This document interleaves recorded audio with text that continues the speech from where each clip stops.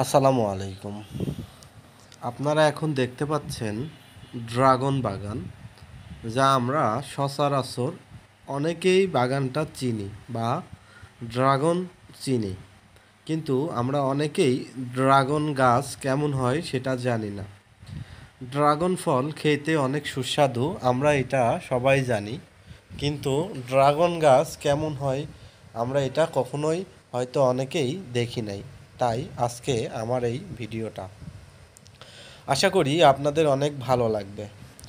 আপনারা এখন যেই ড্রাগন বাগানটা দেখতেছেন, এই বাগানের বয়স 5 বছর যাবৎ এই কৃষক এই ড্রাগন বাগানটি চাষ করতেছে, এবং এই কৃষকটা আরও অনেক ফসল চাষ করছে, যেমন আপনারা ড্রাগন, আঙুর ফল, এই জাতীয় অনেক মাল্টা বাগান আছে তার।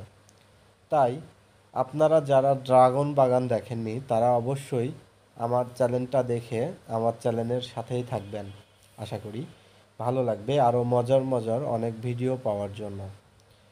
এখন যে বাগানটা দেখতেছেন, এই বাগানটার আয়তন প্রায় 7 বিঘা জমি।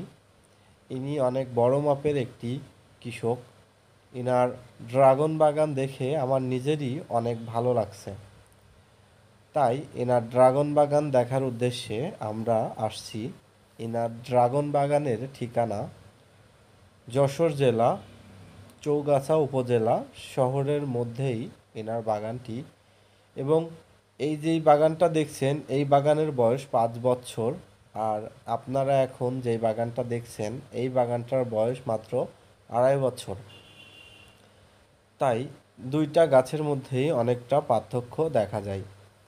আর এই পাশে আছে আঙুরের বাগান।